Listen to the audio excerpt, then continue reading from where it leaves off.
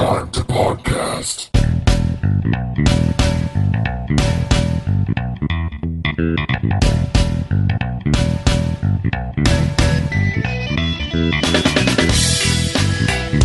Welcome everyone into the Hypertime to podcast. I am your host, Josh Miller, and today we are going to be talking about something huge that happened in the comics industry back in the 90s. And to do that with me is my co-host, Allan Muir. Allan, how are you doing today? I am looking at a gigantic screen that is doing wonders for my neck, so to speak.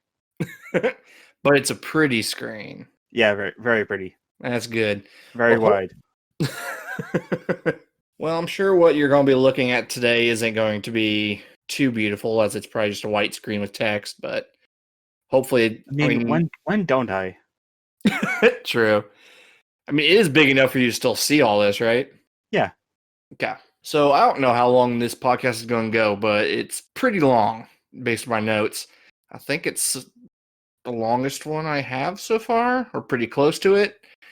So yeah, I think maybe we should just get going so this isn't too terribly long, but hopefully it's worth it. So kind of before we get started on this, I did want to have like a little note here at the beginning. As I was doing a lot of research, I was coming across some information that I don't know if it's necessarily conflicting or if it's just based on the like timeline. It's not jiving completely well. It could be because there were so many cooks in the kitchen, so to say, for what is happening, that each one's information's kind of a little bit different. And considering that we're talking about something that happened 30 years ago, it's not surprising that the people behind the scenes may not have everything jive completely together. God forbid, I can't remember stuff I did last week, much less 30 years ago. So, but what we're talking about today is Milestone Media. It was a brave attempt with some creators to do something different with the industry, something that the industry had not really seen before, and something that would help change it for the better, even though those involved may not have been completely satisfied with how it ended up at the end. So yeah, Allan, kind of where are you with Milestone? Like in terms of what you know about it and all that? Well, because of this podcast, I know more than I did, say, when I first started reading comics. Mm-hmm. And like many who started when I started reading comics, the main thing I connect, like that, the synapse that connects to Milestone is static. Yep. And the loose sort of connectivity between Milestone and DC. When I was like 6, 7 years old, I'd watch Static Shock on Channel 11, and Green Lantern, like the John Stewart Green Lantern, would have interactions with Virgil. And when I got to an age where I wanted to know more, like I was expecting it to be something like Image or Valiant. Oh, yeah. But instead of just happening upon certain facts, and I'm now actively searching them out, it was a milestone for people of color, people of different sexual orientations, and just iconic. No pun intended. Yeah, I know growing up, I wasn't really familiar with Milestone outside of the Worlds Collide story arc, which go back and please listen to that. It was episode 2. I didn't really have any idea of who any of these characters were. The place I was buying comics didn't carry Milestone books. I wasn't even really aware of Milestone up until, forums in the mid 2000s when they were trying to bring back several of the characters. But, all throughout the 90s, your best bet at finding out any of this stuff is through Wizard. And I didn't really buy Wizard magazine outside of, I think, maybe 2 or 3 issues. Even something like Static Shock, by the time that cartoon came around, I was it came out at the end, end of the 90s, beginning of 2000s? Yeah. Yeah, so at that point, I was kind of like, moving into high school and everything, and my schedule never really allowed me to watch the same cartoons I would always like growing up. So I never really, honestly, I don't think I've watched much of any Static Shock. I think I've caught bits and pieces here and there, but for the most part, I don't think I've seen a single episode fully. Same kind with Justice League Unlimited. I did watch Justice League, but when it came back for Unlimited at that time, same thing. I didn't really have a schedule that worked with it. So it wasn't until probably, I think it was 2009 when my wife and I moved in together and I could DVR episodes of it on Cartoon Network. And that's kind of when I started watching all of them. And so, at that point I was starting to understand like what Milestone had done and, Dwayne McDuffie in particular and his impact with Milestone and him continuing to push some of those characters afterwards, along with something we'll talk about in the next episode with Justice League. But yeah, Milestone, it's one of those things that when it happened, I wasn't aware of it. And now that I am aware of it, I wish I could have supported it back then because it had a lot of amazing ideas behind it, both with the characters they were trying to tell, along with the stories and the world they were creating. And it did so much for fans who weren't represented like they should have been. And, to this day, I think it's left a ripple of people trying to create characters that it's still not where it needs to be. Milestone is still leagues ahead of where comics are right now in terms of representing those people. And so hopefully with the return of Milestone, some of that will come back to the forefront in comics. So let's go ahead and get into the creation of Milestone here.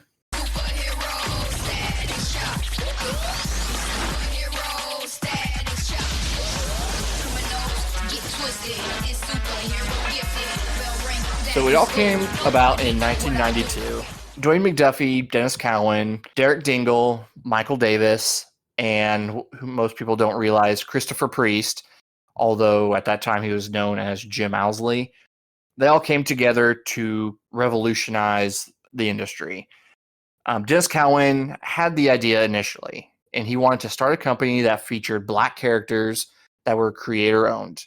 At that point, all these creators were under bigger publishers, and whatever they did there typically had too many decisions made from higher-ups. And so they wanted to do things that were theirs, that no one but them could dictate who these characters were, what was happening to them, all that.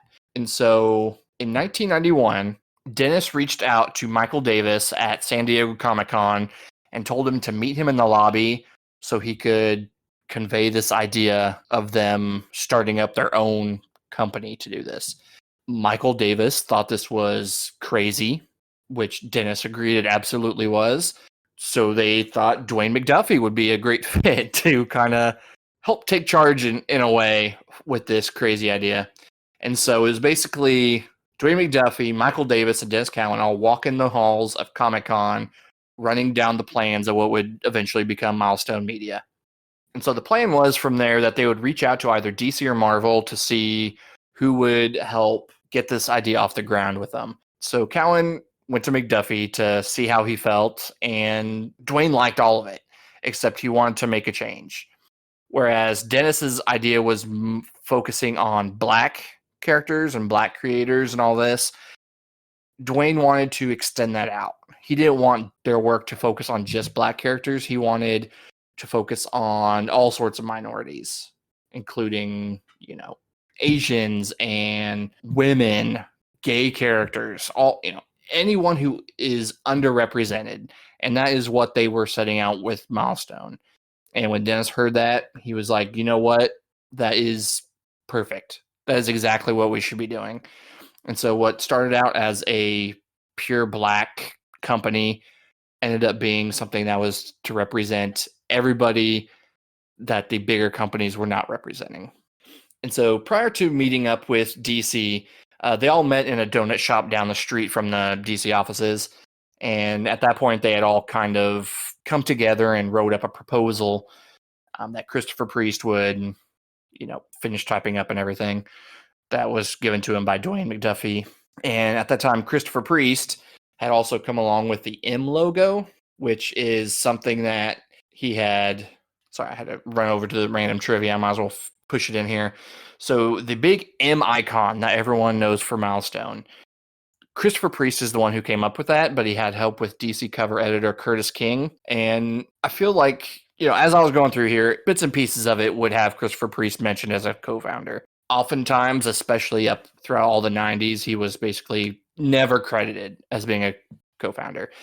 There was a point, I don't even remember what year it was, that Dwayne McDuffie specifically called out Christopher Priest as being there at the foundation of all this, which Christopher Priest noted on his website that he greatly appreciated that was finally being put out there. And so he came up with the M logo for Milestone.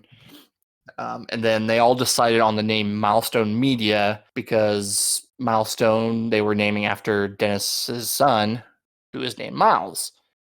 And so Milestone Media, as it was Dennis's baby, was named after Dennis's actual baby. Kind of as I mentioned, their first goal was to tell stories without influence from editorial. This was to be their stories, ones that they wanted to tell that any bosses could not come through and change. They wanted to create a multicultural world in a way comics just weren't at the time and quite frankly still aren't today. Dwayne's specific influence on this type of world came from Black Panther that showed him, as we discussed last episode, not only could black characters be heroes, but they could be other people too, from villains, doctors, etc. So he wanted to do something similar to give kids the same feeling they had that they could be anyone else too. And so he wanted to help make a world in which it wasn't just white people walking around, it was people of all colors, people of all genders, people of all sexualities, all of that. But Dwayne also saw Milestone as a storytelling company. He wanted both the writer and the artist to work together to craft a story instead of just one or the other taking like a lead role. However, all of the founders really wanted to give new creators, especially those with diverse backgrounds, a shot at the industry. Most of the comic companies try to gain readers by bringing in established names already, but Milestone wanted to bring in new talent. They wanted to teach these new creators storytelling methods and more. Part of this came from Michael Davis. At that time, he was teaching at the School for Visual Arts under some sort of art program. I think with, if I remember right, it was, oh my God, off the top of my head, Motown, if I remember right. And I thought he did that. That was post. I know he was with Motown Post, but I think he was also doing stuff with them before and during. I could be wrong there. Hopefully, I'll be able to clear that up, which I'll talk about later. But yeah, Michael Davis, as he was teaching at the School for Visual Arts, he would try and funnel some of that talent into Milestone as well. So that's where a lot of these artists started getting their name from. People like Chris Cross, people like John Paul Leon. I think Jamal Igle was in there too. And, there's a lot. There's a ton of people who are still around today who helped make a name for themselves through Milestone. On the writing side, Dwayne would mostly write hardware. He would mostly write Icon. Originally, Static was supposed to be written by Michael Davis, and that fell through for reasons that aren't completely known. As Dwayne started to write Static, he felt his plate was kind of overloaded a bit with everything. So they brought on Robert L. Washington III to help with Static, set in place by the co-founders. And he would go on to write a good amount after co-writing with Dwayne at the beginning. I think he was co-writing with Dwayne for the first 4 issues. And then from there, he took over for, I think it was 15 issues or so, something like that. Meanwhile, Blood Syndicate, which none of the co-founders really took charge in wanting to write, that would fall eventually onto Ivan Velez Jr. What happened there was Dwayne would meet up with him at several NYC conventions over a few years there, and he would talk with Ivan, and they would get to know each other in a way. And Ivan really hadn't had too much exposure in the industry. He had one small story in Adventure Comics prior to getting into Milestone, and he had written different gay comics as well. Ivan Velez Jr. is a gay man. He is a gay Latino, which is not exactly... The industry is not inclusive as it should be. Being a gay Latino, he didn't really think he would have a shot of being in the mainstream. There were certain walls that were kind of put up that prevented people like Ivan from getting in there and making a bigger name for himself. But Dwayne saw the potential, and he offered him a shot to write the team book that they were doing with Blood Syndicate. And he wasn't entirely sure, he was still trying to make a name for himself. And so he wasn't easily swayed. But he and Dwayne had talked about it, and Dwayne cleared up any worries, and Ivan would eventually be brought on to write Blood Syndicate and be part of the Milestone family. Then there was working out distribution and licensing rights with DC Comics. DC would help distribution, which was a major boon for Milestone. But in turn, DC had the licensing rights. Outside of a crossover that was required in the contract, which, again, we discussed in Worlds Collide. Please go back and listen to that. Milestone was given a free reign of their universe, as long as it fell within certain guidelines made by DC. It is very similar to how Wildstorm would work. Other than that, the Dakotaverse would exist outside of the DC universe. DC had the right to not publish something, but they wouldn't push creative control outside of that. For the most part, they would just deal with distribution, marketing, merchandise, all that stuff. And so now that they had all that stuff out of the way, Milestone Media would officially launch on February 23rd, 1993. Now, because of their focus on diversity in comics, they had to approach inking much differently than other companies. Companies like DC and Marvel, it wasn't unusual to see skin tones being poorly reflected in the ink, as we noted in the last episode with Black people being purple. Asians were this weird yellowish color. Latinos would be gray. So Milestone went a different route to expand their color options to be more accurate.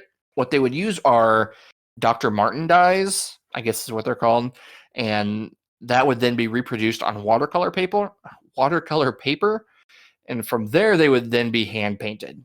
It was a similar approach to how Valiant would do it, and while their colors could be described as like muddy, it did exactly what they set out to do, and characters that were meant to be diverse looked like they should have, instead of these weird, grotesque, miscolored monstrosities. That's a good way to put it. They looked exactly how they were supposed to look, and they represented who they were supposed to represent. But diversity was expanded outside of the skin color too. Milestone wanted their world to be contemporary and be as close to the real world as possible. So diversity wasn't just like the surface level, just the appearance. They had characters with different religious views. They had different backgrounds, different political views. One example is Icon. One might imagine he would be more liberal given his backstory, but he was a conservative. In one issue, he even mentions that people should pull themselves up by their bootstraps like he did, coming from his slave background. And so they did a great job of being more than just, look, see, everyone is black, everyone can be gay, everyone can be women, and then stop there. Like, they put in the work to have all these characters truly represent what the world is like, as opposed to so much of the cookie cutter characters you get in DC and Marvel. Can I tell something that Dwayne told? Absolutely. When he was writing Justice League, or when he was taking over Justice League? Sure. He was told by DC management to add more characters in, like Firestorm, the Jason Rush Firestorm, John Stewart's Green Lantern, and whoever was the artist at the time did like a mock-up of all of the new characters. That was Ed Benz, right? I think so.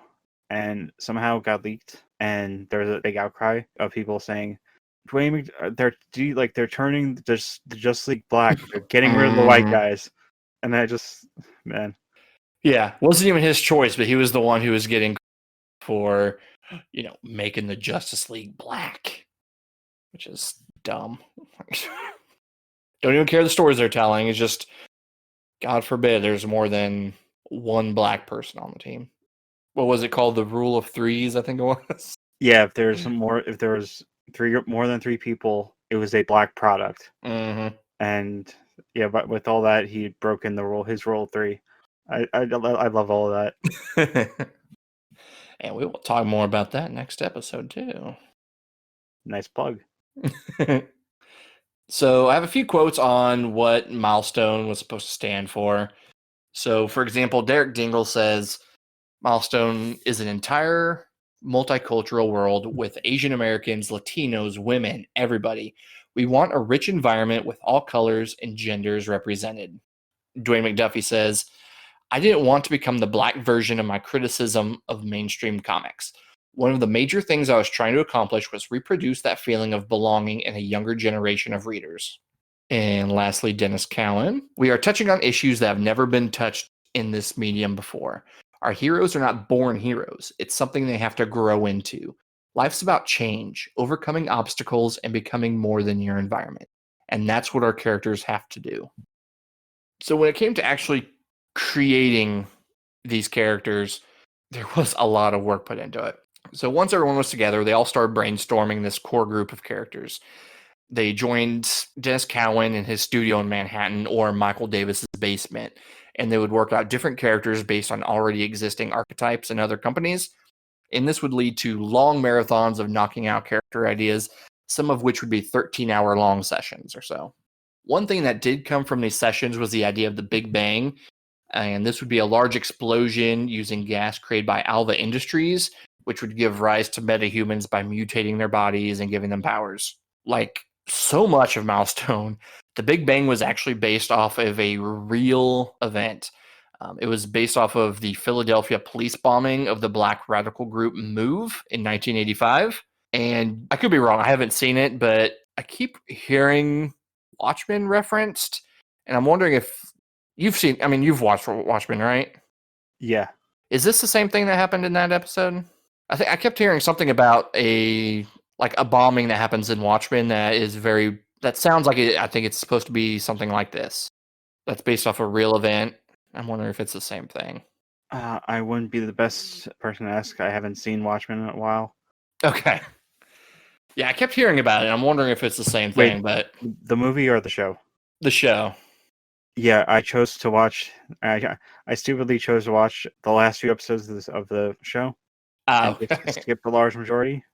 Yeah, if I remember right, there was a lot of talk about attention finally being brought onto like a black neighborhood being bombed in the Watchmen show, and so I think it's based off of this exact same thing. So yeah, if I remember right, this black radical group had a lot of run-ins with the police and everything, and when they finally figured out where they were located, which is just like in a black community, the police ended up bombing the entire neighborhood. And so the Big Bang, which started characters like Static and the Blood Syndicate, is based off of that event that happened in 1985. And then, after they get all these characters together and get the go-ahead from DC, this is kind of where Christopher Priest would bow out, and why I think he's often forgotten about as a co-founder of Milestone.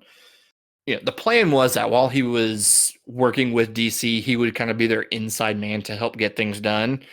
But this would quickly fall to the wayside because Priest was having his own personal issues, particularly with a marriage he was trying to help save. And so he would actually stop working with DC for a bit too, I believe.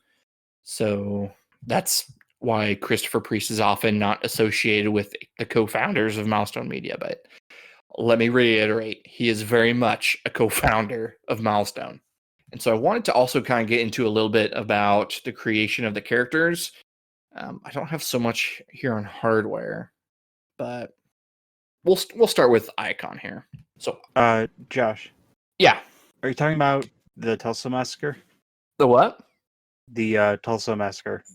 Is that what the Watchmen was based off of? Yeah, it was the single worst incident of racial violence in American history. Okay, yeah, I wasn't sure what it was based off of. I knew there was multiple occasions where stuff like that happened, but it was the Black Wall Street stuff.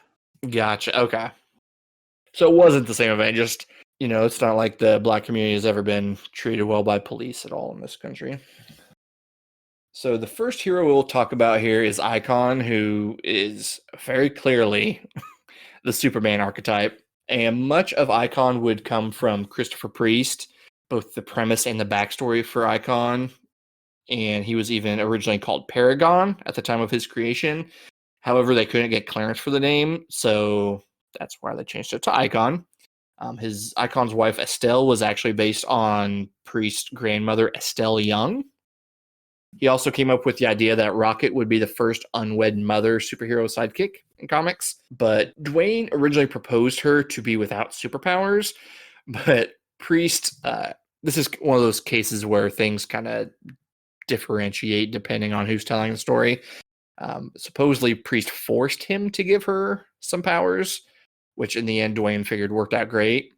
Priest recalls it a little differently, as he says he didn't really care if Rocket had powers or not, but thinks this might have been more of MD Bright's suggestion, who I believe was one of the original creators on the book when it started.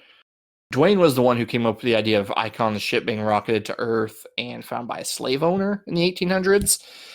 Between the two of them, they created a character who hid his powers until a woman named Raquel Irvin tried breaking into his home, and in the end convinced him to be a superhero with her as the sidekick. And this was something I had no idea about, as I had not read the books, but Icon was the star of the show. It was his name on the book, but the book was always about Rocket. It was always her perspective. McDuffie and Cowan did this to subvert the genre and write a girl book hidden in a boy's superhero book. Cowan once noted, and I haven't checked the books to confirm this or not, but you never see a thought bubble from Icon. You would see what he did, but you never knew what he thought. So everything in that book is supposedly from Rocket's perspective. And so anyone who thought that that book was written, for men was very much wrong. That was a book for women, just told in a very, very well way to hide that fact. Because as we all know, boys can't read anything girly, especially when they're younger. But Rocket was supposed to serve a similar purpose for black women that Static did for black teen men. The first black female lead in comics started in Marvel a year prior, named Captain Confederacy, which is insane. But Rocket following immediately would still be a huge thing for women, especially black women. Obviously, Static is another of their big characters, and he was being modeled after Spider-Man. While working at Marvel, Dwayne felt Spider-Man had kind of lost what made him special. A few examples that Dwayne would use is that he was married to a supermodel, which is not exactly the kind of dork, loser kind of thing Peter was supposed to be known for. He was living in a loft, stuff like that. So he started planning out a character while at Marvel that would match his vision of what Spider-Man should be, and it never got off the ground at Marvel. So when Milestone came around and they were talking about having a character like Peter Parker and Spider-Man, Dwayne went back to this idea. And so we got Static, which was a name that Christopher Priest would also take credit for after a James Brown song popular at the time called Static. Even a part of the song, Don't Start None, Won't Be None, was reworked and appeared on the cover of the first issue. Won't be no static. No. Don't start none. Won't be none. The crew thought this was an amazing idea to have a character to represent them, especially one that was very similar to who they were as children. But much of the foundation for Static was built on the life of Michael Davis. Davis's mom, Jean Lawrence, would be changed to Jean Hawkins. His stepfather, Robert, would be Robert Hawkins, Static's dad. And instead of the name Virgil, Static was originally named Allan, after Michael's cousin. And like Static, Sharon was his sister's name as well, even though the name Hawkins was a surname on his stepfather's side of the family. But Dwayne wanted to make one change to the namesake, and that was to switch out Allan with the name Virgil. And this is the same name as a black man who was denied entry into the University of Florida School of Law and fought for decades for his ability to practice law, Virgil Hawkins. One major difference that McDuffie saw between Spider-Man and Static is that Static isn't a hero out of guilt. He didn't do it because someone close to him died and he felt he had to become a hero to honor him. He did it because he thought it was fun. Static grew up with science fiction. He read comics. He was a nerd. He was as Dwayne would put it, he was the proto nerd, and that would all propel him to be a superhero. To give a Spider-Man comparison again, he gave him static powers, which were similar to Electro, and they were good to go from there. Now, McDuffie would be credited for much what came out of Static, and I feel like that's still true to this day. But he did have help. When Milestone first got underway, he was a little overwhelmed. As I mentioned, writing multiple books. He was co-running the company. So they reached out to Robert L. Washington III, who, if nobody is aware, passed away in 2012. Yeah, I didn't know that. Yeah, I didn't either. I was researching this. Dwayne's original 4-issue outline for Static was improved upon by Washington. Not only by what Dwayne says was improving the written dialogue and infusing more nerdiness into the character, but also making changes as well. Washington was the man who came up with characters like Tarmac and reworked villains like Hot Streak, which is better known now as F-Stop. Static once had a brother, but Washington replaced the sibling with 2 sisters, which this was a thing I'm not sure how accurate it was, because it sounds like Sharon was always there, and I can't find anything about 2 sisters. But again, this was something 30 years ago. Who knows the exact details, and at one point something got written out. I don't know.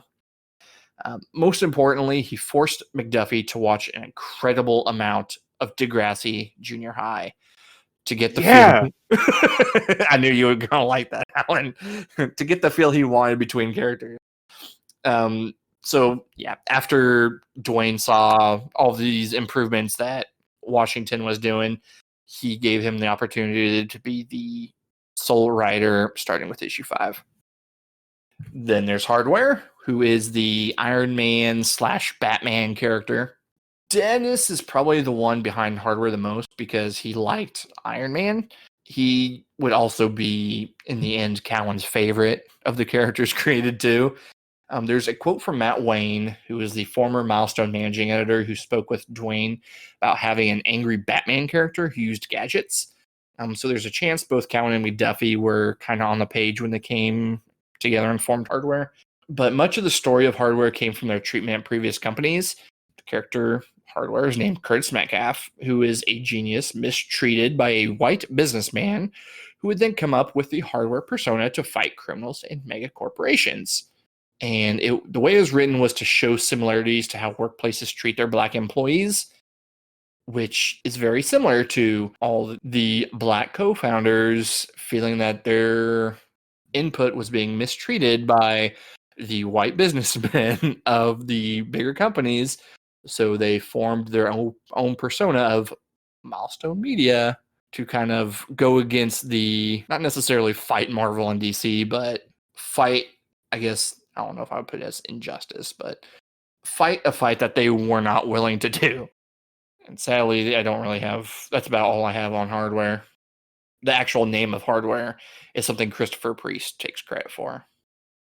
Blood Syndicate I have probably the most on, or pretty close to it, just because I was able to get Ivan Velez Jr. to give me some help with this. So the Blood Syndicate were gang members who were originally affected by the Big Bang, and their makeup of identities was nothing like comics had seen up to this point. So Dennis came up with the name Blood of the name as they were throwing out different words to decide what the name would be.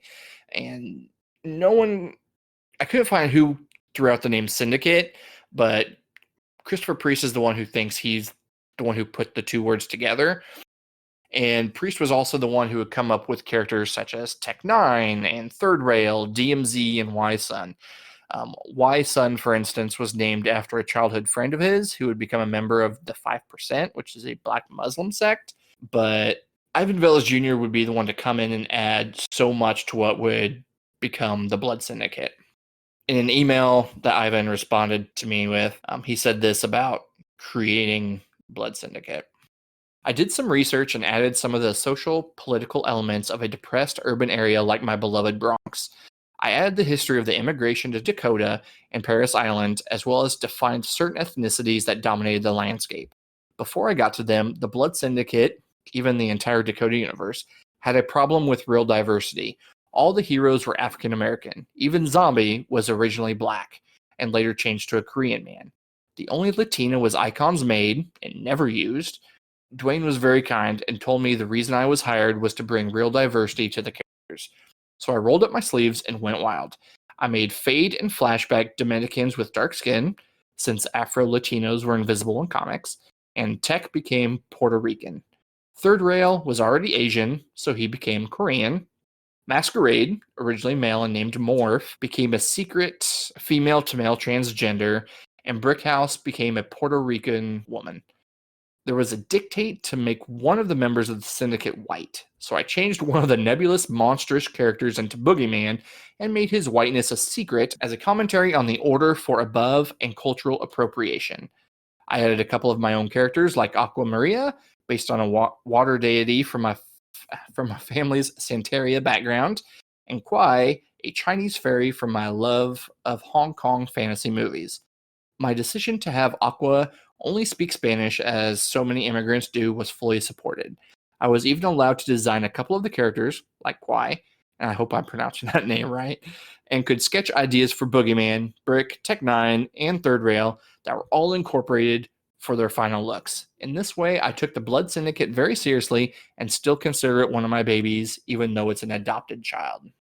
Now, when this was originally pitched to Ivan Villas Jr., he said it was pitched to him as X-Men meets Boys in the Hood, or something along those lines. But as he noted, he had a chance to mix everything up however he felt would work best for what the story he wanted to tell. And so he wanted to try and stray away from the stereotype of black kids being predators and wolf packs, which was common at this time. He used the dynamic of the disaffected youth and would think of them as family members to each other while making their gang culture similar to what he was recognizing the gangs in his neighborhoods as he was growing up in the Bronx. So a lot of kind of what we discussed with the characters, the world, all of this would be in something that I don't know if I've heard any company use before, and it's called the Milestone Bible. So the Milestone Bible is a 400-page collection of mini Bibles based on each character and the world around them. So, for example, Michael Davis would have worked on the original static portion of the Bible when he was coming up with his mom would become Static's mom and all that. During the final stages of the Bible, Robert Watt III and Ivan Villas Jr. were brought on to work on their parts, updating Static and Blood Syndicate respectively. Now, once all of these were done, Christopher Priest and Dwayne McDuffie sat down together and worked through the backbone of the Milestone universe, piecing it all together. The original document that was typed up was what was pitched to DC, and it would later be expanded upon into something larger that Dwayne would revise and edit later down the road. Now, this Bible, God, I wish I could get my hands on it. I am so fascinated to see what this all contains. When I watched the Sci-Fi Wire like video about it, like I forgot who it was. I think it was Matt Wayne. Yeah, and he was talking about he was talking about it, and I just immediately searched. Like, I don't know why I immediately went to eBay, but I just feel like yeah, I'm kind of surprised something like that's not out there. Maybe it is. I just haven't found it, but yeah, that exact same video with Sci-Fi, like just seeing him flip through it and some of the pages on it, I'm like, man, that'd be so cool to look through. But yeah, this book, it contains sketches of characters in the universe, origins of all these characters, created a shared universe with multiple locations that were multifaceted, such as Dakota, Paris Island, the 10th Avenue Bridge. The city of Dakota alone was 100 pages of the Bible, breaking things down such as the ethnic makeup, tensions between the people there, the neighborhoods, all of that kind of stuff. So it was in depth. And frankly, I think, if something that existed when DC decided to do like the New 52, perhaps a lot of the problems that would come about from it would would not have existed had they put in that much effort to create their own universe, as Dennis and Dwayne and Christopher and Derek and Michael all did to create Milestone. So more than likely we'll probably read a little bit of Milestone and talk about it on our 4th week. So I don't really want to touch on all the stories here. But there is one that we have to discuss because it's kind of what led to the downfall of Milestone. And that is specifically Static number 25. So, as we mentioned, Milestone was given free reign to do what they wanted with their books. And they were not scared of testing some of those boundaries. But that boundary was found with Static 25 in particular. And this would be kind of where the relationship between DC and Milestone would hit the rocks. And not even so much the story as much as the cover. So within the book, the team was tackling teen sex within the issue, and the cover, beautifully illustrated by, I think it's Zina, not sure there, Zena Saunders. It was Virgil and his girlfriend making out on the cover. They were on a couch. They were in the process of undressing themselves, and Virgil was holding a pack of condoms. Teens getting hot and heavy, but for the most part, it was still pretty tame. And this book was meant to be special. It was like an anniversary issue 25 for this new company. So Dwayne had the idea for Virgil to lose his virginity, and at that time, Ivan Velas Jr. was writing the book, and he took it very seriously because he used to work as a youth social service agency. During this time, AIDS was a major talking point, especially when it came to people of color. That was hitting extremely hard at that time. So this wasn't something that they wanted to take lightly. They wanted to do this right, and it was important for them to nail it the best that they could. But a few months prior to the book releasing, Dwayne had started to hear rumblings of DC not printing the cover, and he didn't believe it because of the supposed freedom that Milestone had. And nobody actually reached out to him directly. It wasn't until he saw something in the coming comics section where it would show different comic covers that were going to be released in the future. And it was showing a different cover for Static 25. So he reached out to Paul Levitz to clear this up, and Paul's defense was that it was too sexual. And DC has, supposedly, at least, has a policy about not showing sex on covers. Now, anyone who's a fan of comics knows how much garbage of an excuse that is, because we know exactly what kind of content goes on covers of comics, and Dwayne knew this as well. So he ran the cover anyways because it was in line with the rest of Milestone. It was a true cover. It was real. It was what, not just black teens would, go through, but any teen. It was it was real. It was something any teen growing up may run into. And the only difference is that it was specifically black sexuality. And Dwayne wasn't going to shy away from that. He wanted to stick to his guns, and that's exactly what he did. But much of the problem came in the editorial at the end of the issue, where Dwayne brought all of this to light, which is in line with what would happen with Justice League years later, because this is one thing I've always respected about Dwayne, is that he's never shy to inform people of what it's like behind the scenes. That's one thing I absolutely hate, are creators who are too shy. They can't talk about the creative process. They can't talk about the ins and outs behind the scenes. I hate fans being left in the dark so much about everything. Do you have the other like the part 2 sort of this with Justice League? Yeah, that will be in next week's episode. Okay. So yeah, Dwayne decided that he was going to leave an editorial on the page of the issue, kind of explaining everything that was happening with the cover. And I will post this picture on the website.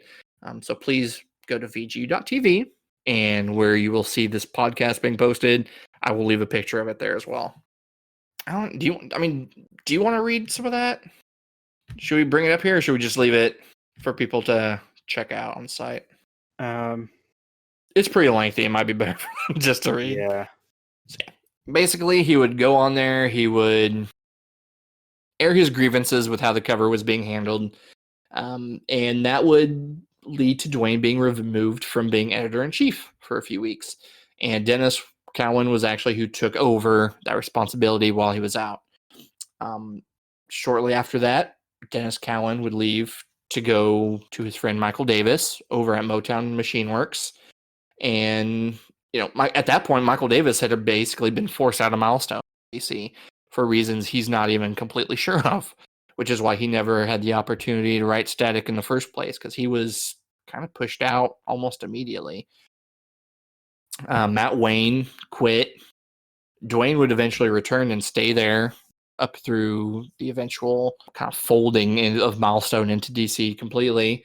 But all of that, especially with Dwayne being kind of removed from that position, that hit the Milestone offices hard.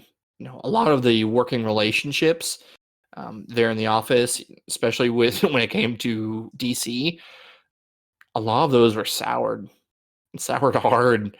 I'm sure a lot of the creators who were part of Milestone didn't really want to deal with DC after that, at least not immediately. And I guess this is something that Paul and Dwayne would talk about from time to time, but in the end, they never really saw eye to eye on the topic.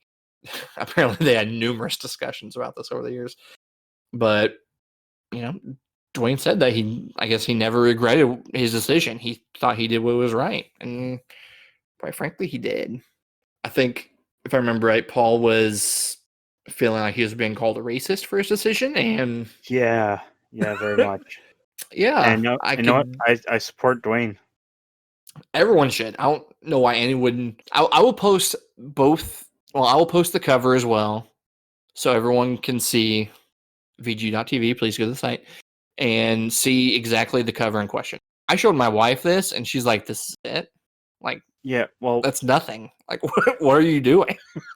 I wouldn't say Dwayne McDuffie gave in, but I don't know if it was part of the original plan. There was like the heart cover, like there'd be a first page would be a heart covering most of the main cover, Yep. and you'd open that and you'd see everything. Yeah, I think that was the kind of agreement that they had to to do with it. And also listeners, I would not recommend watching the Sci-Fi Wire video that addresses this, as Paul Levitz looks he looks very crusty. Yeah, he kind of brushes it all off like, I wasn't in the wrong, just whatever. I know one of the things that, Dwayne thought it might have been were the condoms specifically, and they were willing to write that out or, have the artist scrub that out of the picture. And apparently that wasn't good enough. So quite literally, you just have two black teens specifically, kissing on a couch, starting to get undressed. Like, it's not a problem. It's not a problem. It's kissing. It's teens kissing. And good and well, if there were white teens kissing, it wouldn't have been a problem. Yeah, if you search on, like, if you search for the for like Static 2025, there's the published cover, which is the heart, Mm-hmm. and then there's the censored cover. Yeah, and I don't want to read it here, but again, go to VG.tv where you'll see the editorial page where Dwayne discusses this. There's a good comment Dwayne left in there where he was talking about, if it was just that girl on that cover and she was in some weird position where you could see her thong or where her body was contorted in some impossible way so her breasts were accentuated and you could possibly see a nipple, I would have flew. I would have been totally fine. That kind of sex selling on the cover would have been totally cool. And specifically, I guess, during his discussion with Paul Levitz, when they were talking about Statutorium 5, Dwayne McDuffie mentioned that behind Paul was an issue of Legionnaire 16, which that's fun.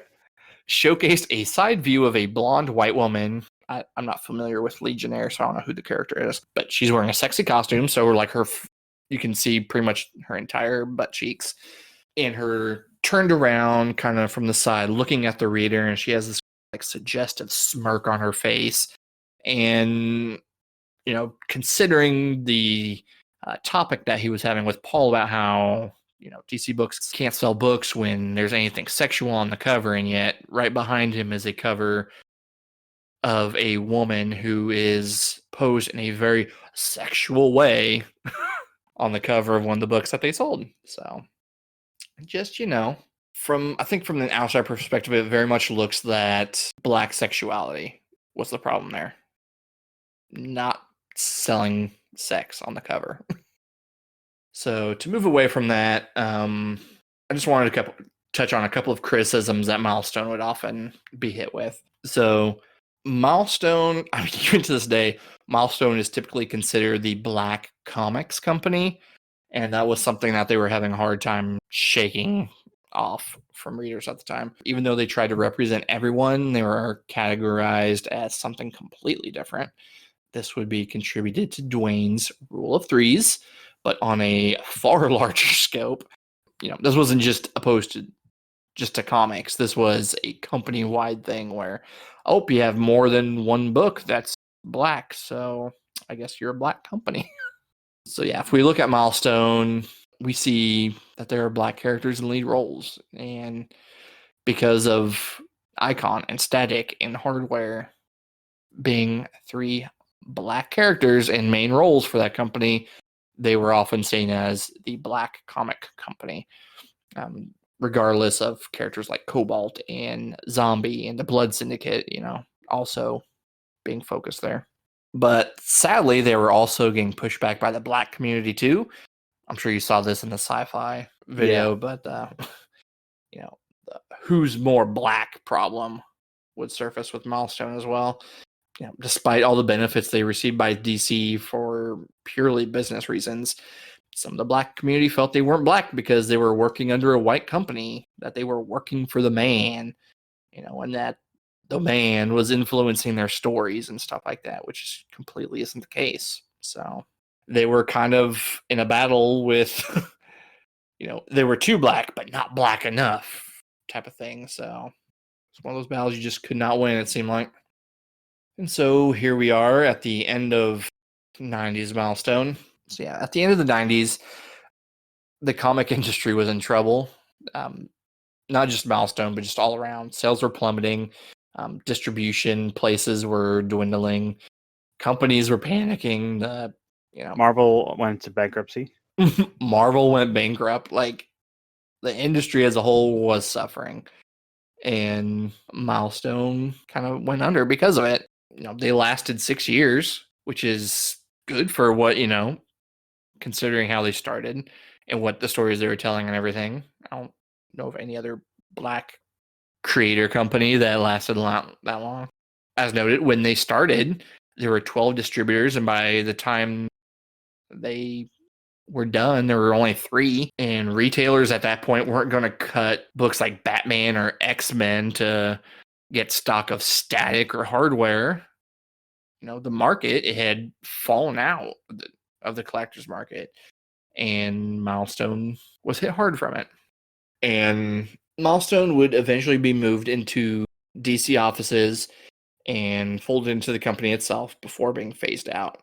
Dwayne stayed the entire time, and once Milestone was no more, he would go on to work on the animation side of things. He would do Justice League Unlimited, he would do Teen Titans, the animated movie, all that stuff, all of which we'll discuss next week.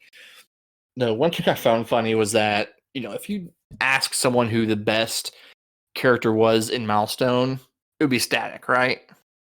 Like, Static would be the one everyone would recognize. Yeah, and I as I mentioned, a lot of people who didn't read comics when Milestone was a thing were probably shocked to discover, wait, he's a comic book character? Mm-hmm.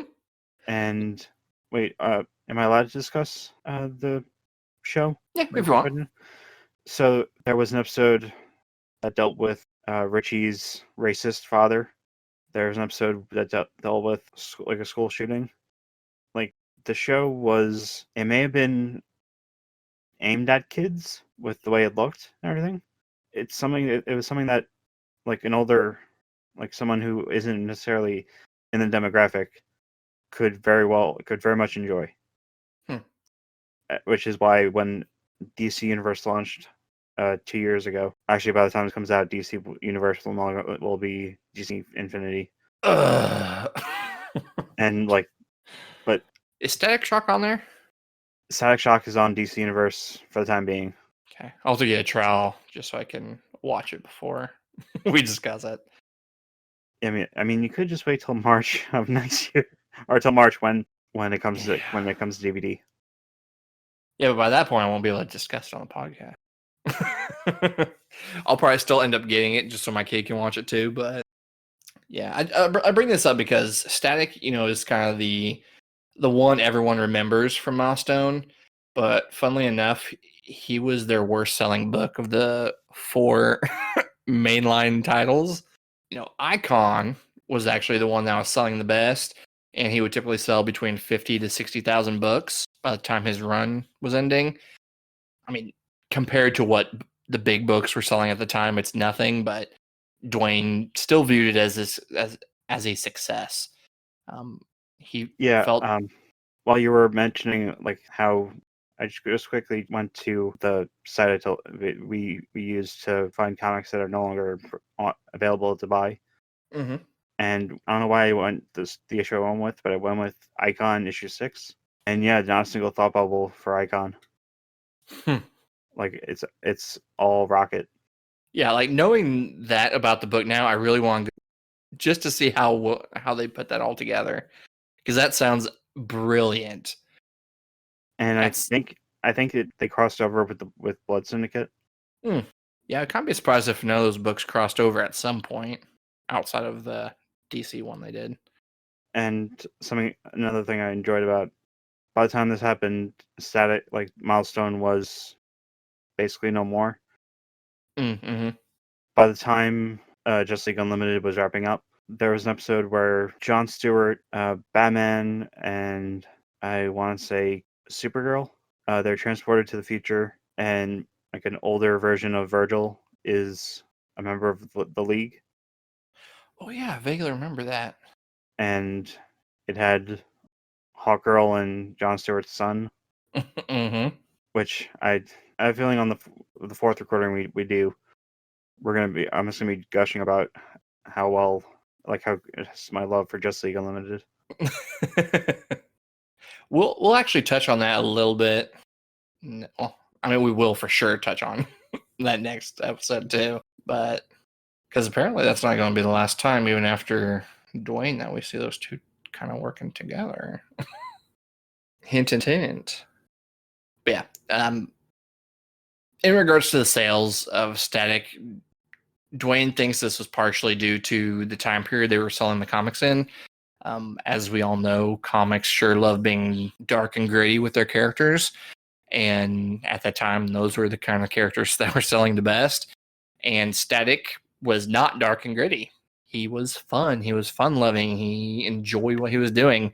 And so Dwayne kind of figured out maybe why the sales were not up to par with the others as well.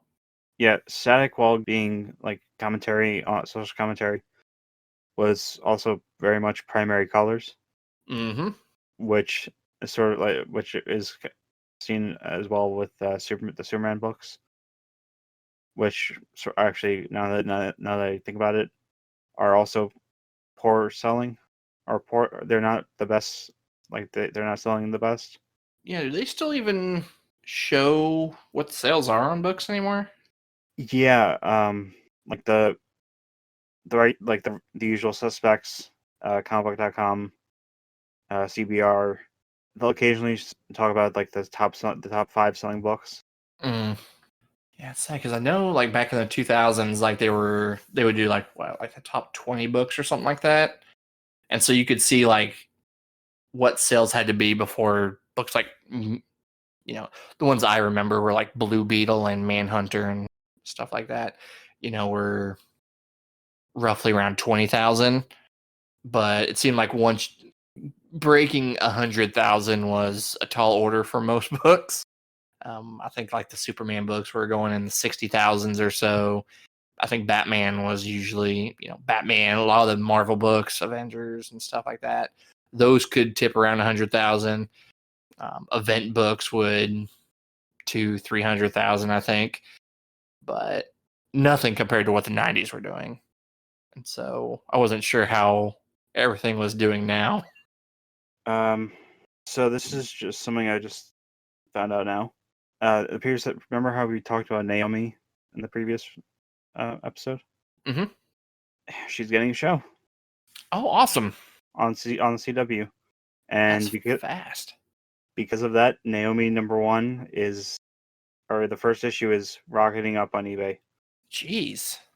which is pretty much the bad part about comics. Well, you were the one who said the same thing about like Static right now, right? Yeah, you cannot a lot of the Milestone books are sort of like being gouged in terms of price, and I can't stand it. Well, now that we've talked about kind of the end of Milestone, let's talk about the attempted relaunch back in 2015.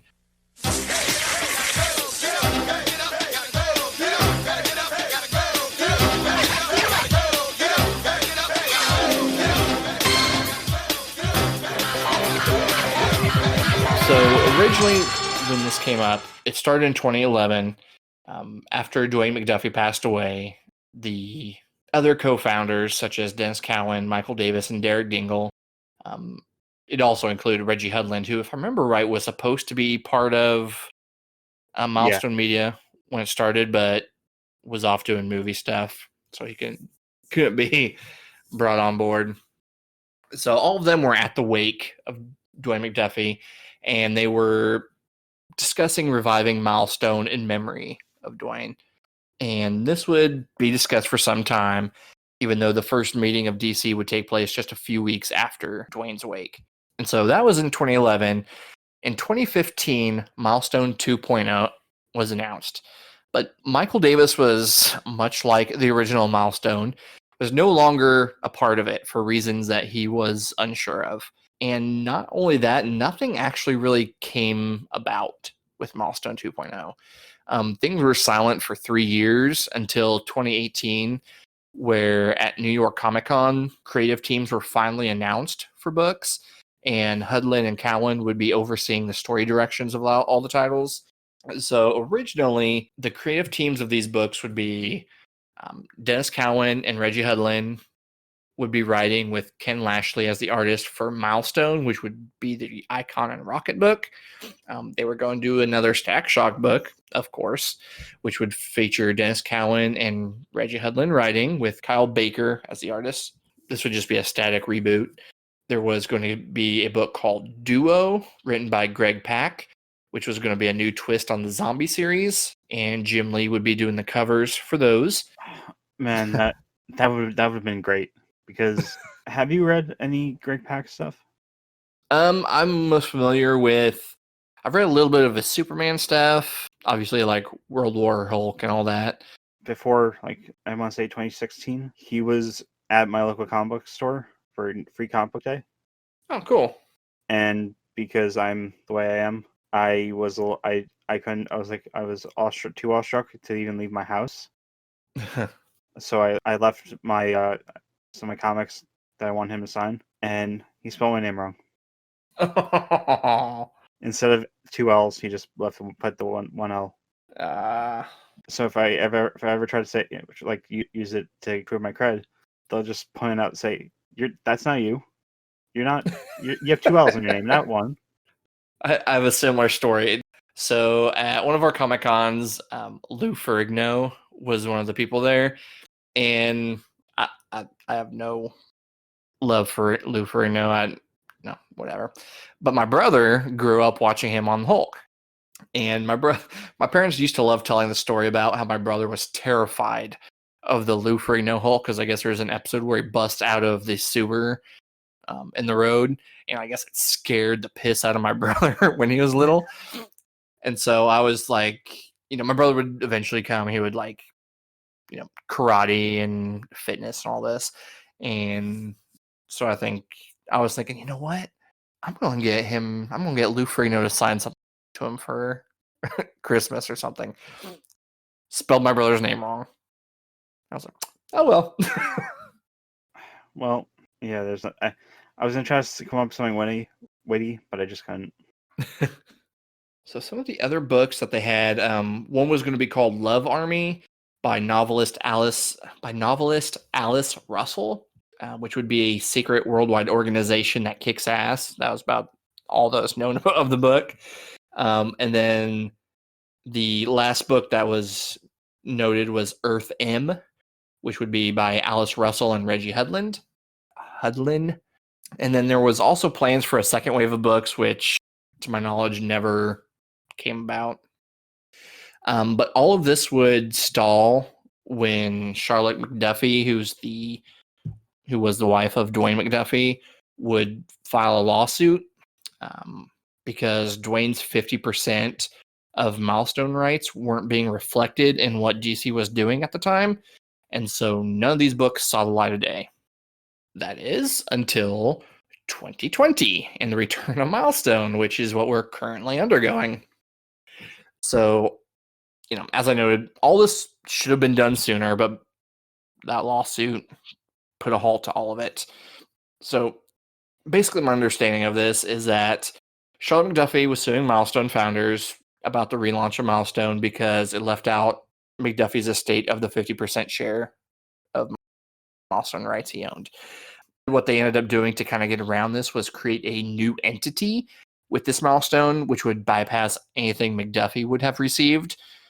And supposedly, since this was talked about happening at his wake in the first place, I guess that kind of made things even worse as to how it all came about. Let me know. So the first thing is that everything, or certain books, are going to be re-released digitally. Part of the delay in these books that they can't just drop everything immediately is how the books were originally done. Because they were done on a blue line and painted, the process to rephotograph everything takes longer to get it done right. And so just re-releasing everything digitally takes far longer to get correct than just an easy, scan and drop sort of thing. And all these stories, they'll be re-released in print. But how far down the rabbit hole of Milestone books they're going to do, I'm not entirely sure. This started in September 2020. Currently, you can find books, which thank you, Allan, for bringing that to my attention, because I apparently never saw any of this information while I was researching. Hardware Volume 1 is out. Icon Volume 1 and 2 is currently out. And stuff like this will continue to drop throughout the month that this episode will drop in February 2021. So hopefully we'll see a ton more come out. So have you read Dark Knight's Death Metal Infinite Hour Extreme Part 3? It's a Death Metal tie-in, obviously. Yeah, I've read a few of the tie-ins. Is that the one with Blue Beetle? Is the one with Lobo. Okay. Yes, I did read that one. Yeah, or it turns out that one of the characters who shows up is Icon. I'll have to go back and look at that. I must have missed that. Or it's a Lobo-ized version of Icon. And looking at the image, it sure is something. I'll have to go back and look at that. I must have missed it. He's on the left in the background. Oh yeah. I mean, they had Dennis Cowan was he did work on the book, so yeah, that was the Pocket Universe or whatever that they put him into, right? Like the little Pocket Universe they put the Batman Lobo into to stop him or something like that. Yeah, Lobo created, yeah. Yeah, the Batman who frags. Yeah. That's a fun issue. Yeah, see, the 90s are sort of returning in comics, but only the good stuff. Only the good stuff. Well, actually, no. Considering Marvel or DC's now where Marvel was. Yeah. In the 90s. Oh, Lord help me. And now, back to the show. So there will also be a new Icon and Rocket story being done by Reggie Hudlin and Dennis Cowan. A new static book will be released digitally by Kyle Baker. There will be another new static book as a graphic novel by Reggie Hudlin and Ryan Benjamin. I guess there will be dropping new characters as well.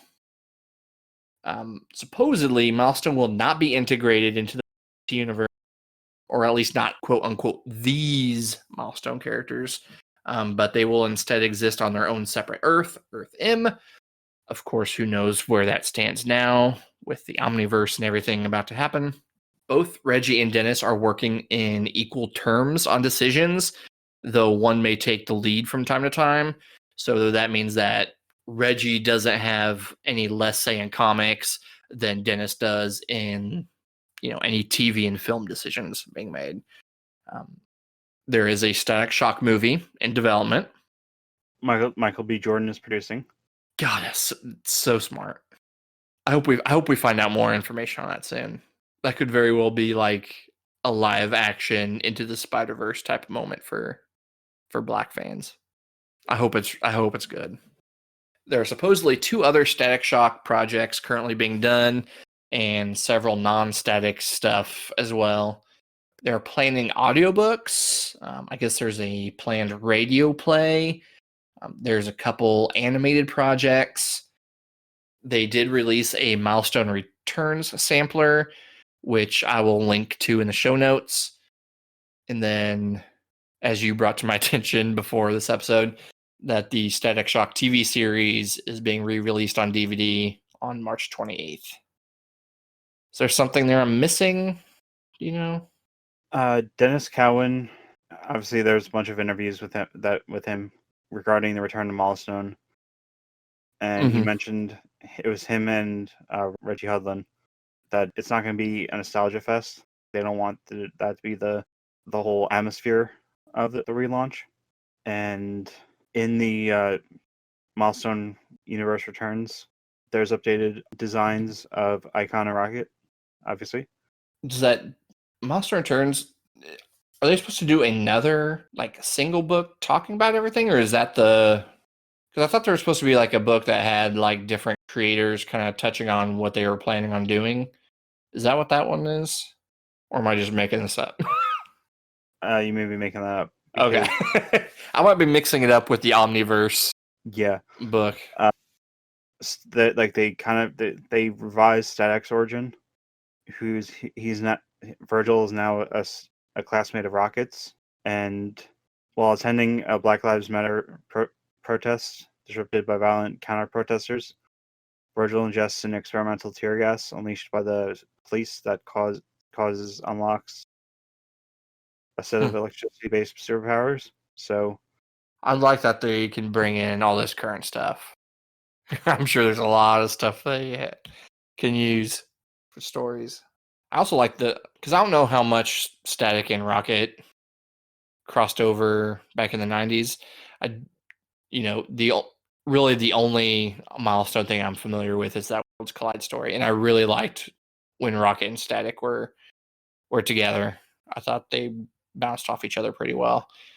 So there are some new characters. Duo. There are 2 Asian American scientists who are also in a romantic relationship.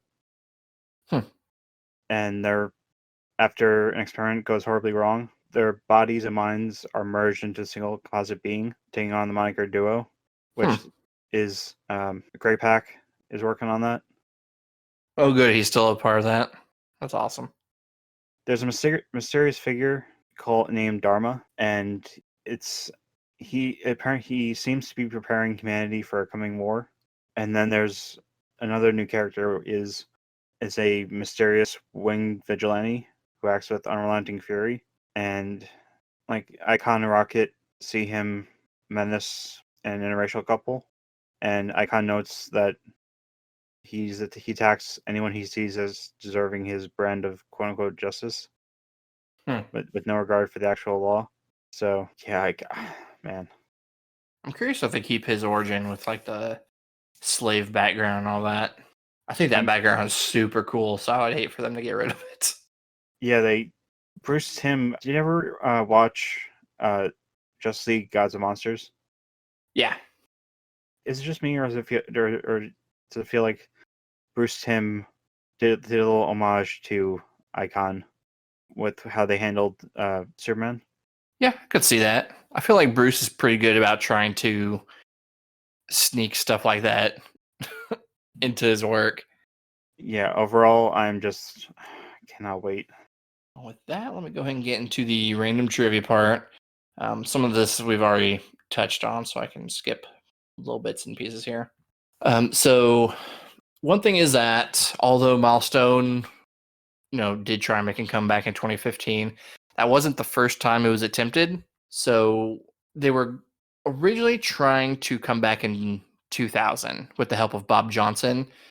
Michael Davis had worked up a deal, but when he did that, one of the other co-founders was not wanted as part of the deal, which pissed off Davis, and so he backed out.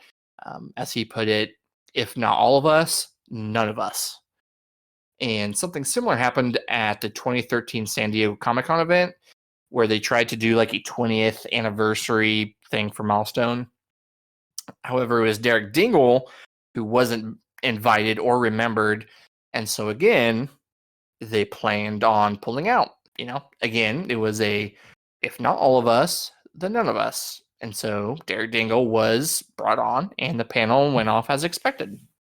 Something that I totally did not realize when I watched the show growing up, but in Fresh Prince of Bel-Air, you can actually see copies of Milestone comics in the background of the pool house, such as Hardware and Static from time to time. It's actually there by the back door as characters would walk in and out of frame. So when WB was pitched the Static Shock TV show, the pitch by Allan Burnett was essentially, it's Chris Rock at 14 with superpowers. This sold them, but Dennis Cowan would come in a little later and detail to them exactly who this character was. And then this last one we kind of mentioned, with Milestone coming back and Static movie being started, back issues are being bought up and sold online for crazy prices. Some examples include Static #1 selling for $60 to $80. Icon 42, which I think is the last issue, is selling between $35 to $70. So if you don't want to hold on to those, or you have a way to get a hold of them, apparently there's some easy money there. So I'm looking at the cover that Paul Levitz didn't seem to think was equal to or more provocative than Static 25. Mm-hmm. This looks like a parody. And nothing against Mark Waid. It says in what looks like marker, "Guess who's back?" with a direct shot of back. Yep. Yeah, it's pretty clear that DC not wanting to sell sex only matters when it comes to black characters, not selling sex. Yeah, that it's the character you were trying to figure out who it was earlier. It was Saturn Girl. Okay, that's what I thought it was, but I think when I was looking up the issue credits on, I don't know, some fan site that details who all's in the book and stuff, I don't think I saw her name on there, so I was like, okay, it must be a character I don't recognize. So yeah, I will put that on VGU as well, just so everyone can see the kind of content that DC is okay with selling on their covers, in contrast to the cover that they do not want to sell.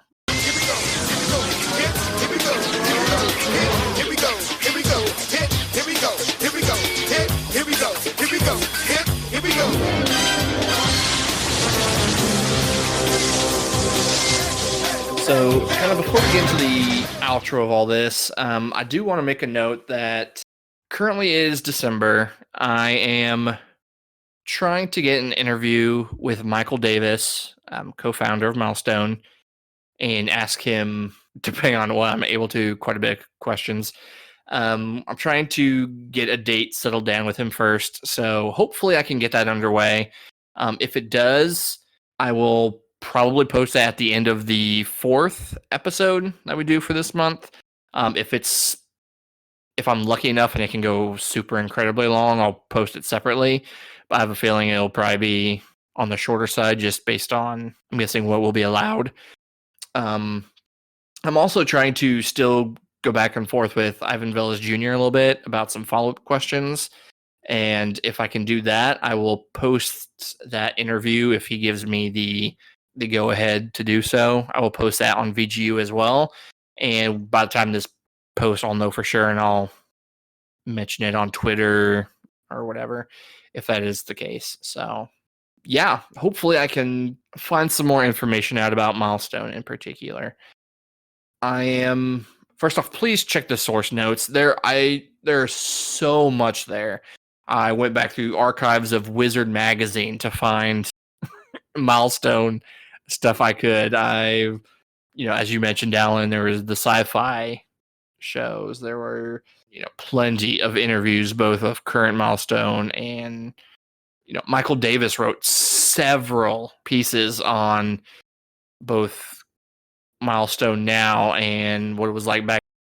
A lot of that will be in the source notes. So if you have any interest in this, please go through that stuff. There's a lot of cool things to read and watch and hear and all that. So a lot of good stuff. So please check that stuff out if you're interested. Other than that, is there anything else you want to talk about Milestone before we head out, Allan? No, not really. Yeah, I'm curious to where it goes. I hope it succeeds better than, what it has. I feel like characters just kind of come and go. If there's somehow another, like a third Worlds Collide, that would be fantastic. In the Worlds Collide episode we did, there was I'm not sure if the DC canon will still be the way it was back then, but then again, they can retcon. I mean, it's weird, talking as a straight white male, how important Milestone was. Yeah, Clearly, I think when we bring Javon on, I would like to talk to him about, being a black dude and how comics has not exactly represented him as well as they should. I mean, if I understand right, Javon was never really big into the comic stuff, right? Yeah, as I mentioned, back in 2015, 2016, when they released, they're releasing DC at like DC figures, or like stuff, DC figure stuff, and they went to do the original Static costume. Me and Javon just being dumbasses because we thought we knew based on the cartoon. We knew basically nothing as compared to the comic book series. Mm. And something that I'm surprised you didn't get put down as trivia was the whole stuff with Mark Bernardin, like the story he tells about like when he during the New 52 run of Static Shock. Yeah, I was debating whether or not to do anything with the New 52 stuff. I probably should have. So if you want to go ahead and bring it up now, you can. Yeah, so Mark Bernardin is a writer, obviously. He's also best known these days for his collaboration with Kevin Smith on Fat Man and Batman, and now Fat Man Beyond. Is that what it is now? I think so. Because I know that they had to change. They had to rename the show because of copyright. Which so dumb. Yeah, but he mentions that he was real excited to he was, I think after a shoot, after a certain amount of issues, he was taking over the book. Mm-hmm. And as soon as he found out, the book got canceled. And the thing that my personal feelings about the Static Shock New 52 series, that should have been the characters with New 52. They at the end of Flashpoint, they brought in the Wildstorm characters, the Vertigo characters, and characters who just weren't seen for a long while. I know I shouldn't be armchair publishing, but there were certain DC books that were left to that just should have been canceled sooner, and the ones that were left to go very, very long. And I'm totally not talking about the Green Lantern book from New 52, which that is the one thing I hate more than anything in comics. Actually, no, I hate Ethan Van Sciver more. Static Shock should have been like they should have use that as an outlet to test the waters, see if certain milestone characters would be welcome in the 2010s, like having Static's adventure or Static story, and having an 8-page backup story, but on Rocket or Icon or Hardware. Mm-hmm. But I have a feeling if they did try to do that, there'd be another lawsuit. Yeah, I feel like something like the DC Universe Presents Yeah, series that they were doing. Yeah, that would have. I feel like that would have been a great fit for them to just kind of test the waters with certain characters as well. But I mean, they did they tested the waters and had characters who couldn't maintain their own book. Like obviously the first arc was Dead Man. yeah, Challengers of the Unknown. They had one with they had a Silence of the Lambs type story with Vandal Savage. It's like Black Lightning and Blue Devil. Oh, And just like they had opportunities, and you know, the New 52 would have been a great way to work them in there and at least see if what the reception would have been. But I feel like I don't know. I feel like they didn't really do a lot of their characters justice when the New 52 started. I feel like a lot of them are just kind of thrown into their own books to. I feel like a lot of the books that started with New 52, you could kind of pinpoint which ones would be canceled after a year. yeah, like another example of books that were let to go, like they just let them go, were 3 specific books: Grifter, Savage Hawkman, and Deathstroke. Mm-hmm. And after Rob Liefeld took him over, and it just became and like Rob Liefeld, he had a New 52 launch book. Yep. Hawk and Dove, and it got canceled, and he gets to take over 3 other books, and I loved what was happening with Grifter, like what Nate Edmondson was doing, and then when the first issue I read with Rob Liefeld, I wanted to vomit. I don't even think I made it to Rob Liefeld. I think by that point I was kind of on my way out of the comics. Because, I mean, yeah, there was a lot of stuff I was liking, like Voodoo. I liked Voodoo. But, yeah, just would have been a good fit to fit milestone characters in there, and they just didn't give it a shot. It's kind of disappointing. But hopefully now that they're doing the Omniverse. Yeah, and anything can happen. Yep. Milestone returns. They're going. I mean, they had Dan DiDio was in the final issue of his Metal Men series, like mini series. I love all of that. Yeah, I'm hoping Milestone succeeds. It was a fantastic idea. It, even if it didn't last as long as it should have, they took a huge risk of starting a company. I actually have a question. Sure.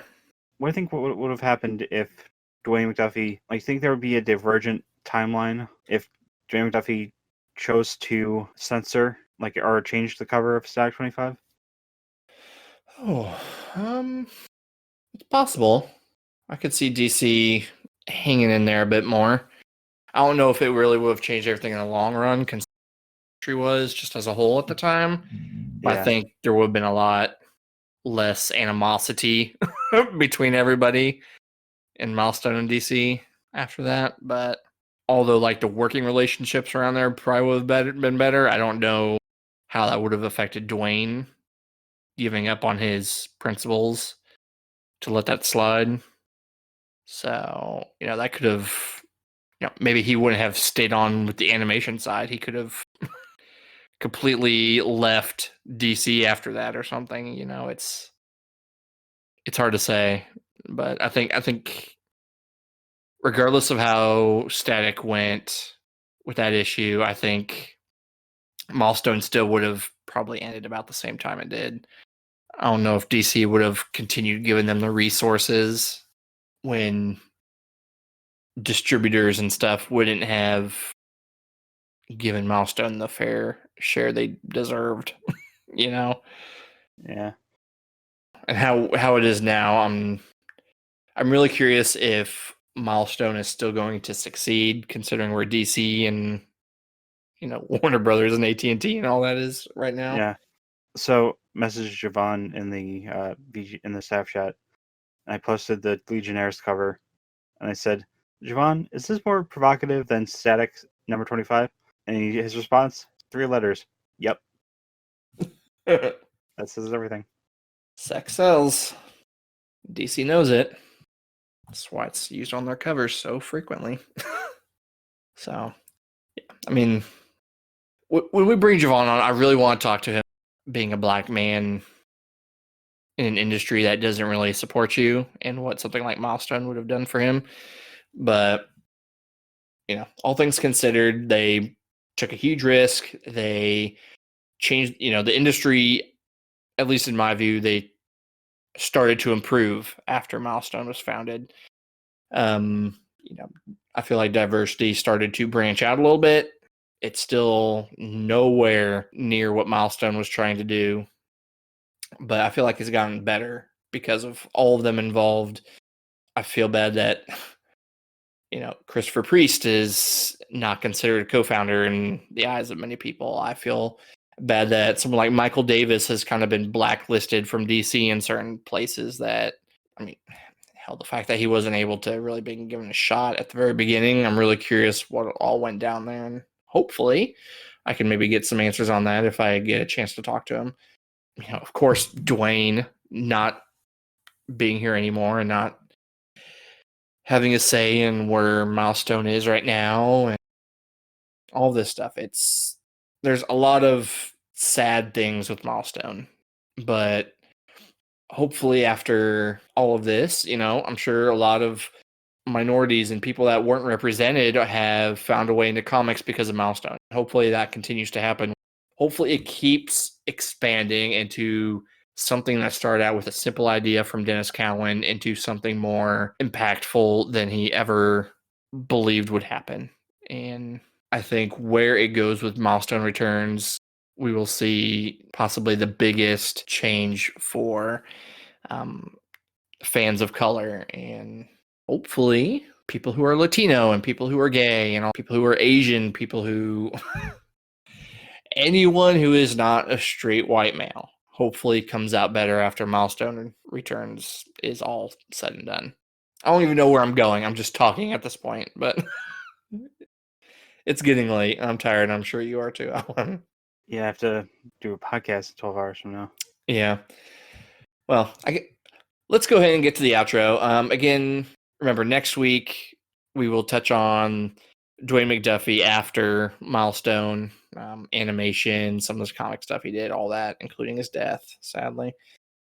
And then the 4th week we will talk about the animation stuff we've watched from Dwayne, the books we've read, both from Dwayne and just Milestone in general.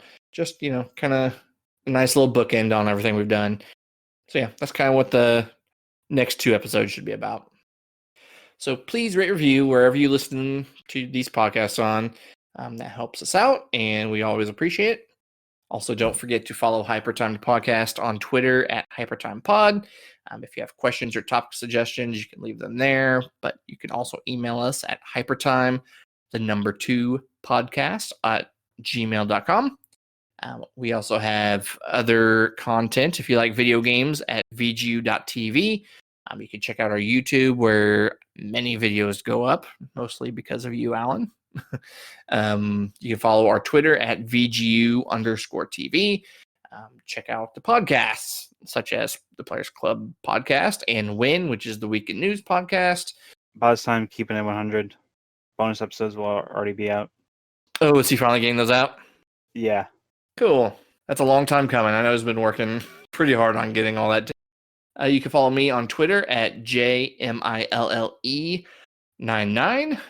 Allan, where all would you like them to follow you at? They can follow me on Twitter at the Allan Muir. Now that's ALLANMUIR. And it won't be an episode of Hypertime without the Tweet of the week. I need to do some sort of drop for that. I just simply posted 12 hours ago, as of recording time. The Flash peaked in season 2. Prove me wrong. And I saw James respond to that. yeah, James Pangello, former EIC of VGU, just replied with, "It peaked in season 1." And I responded with the Ben Stiller from Dodgeball gif, "Touche." At some point, I'm going to get around to watching seasons. Yes, season 1 really is good. Season 2 gets almost as good. Then it's no Smallville, right? The season 1 is the closest to Smallville in terms of like how things are the way the world is. Mm-hmm. But season 2, they explore the multiverse. Basically, season 1 of Stargirl, the way I was reacting to that is the way I reacted to season 1 of The Flash. Okay. At some point, I will get to it. I have so much I need to catch up on. But with that, we will bid you all adieu. We will see you further down the Hypertime, and I hope you all take care. Bye!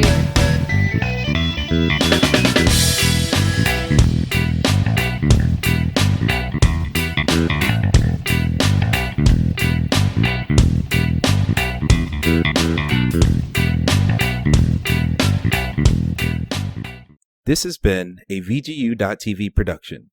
For all of the hottest hot takes and other opinions on video games, music, and a lot more, tune in to VGU.TV.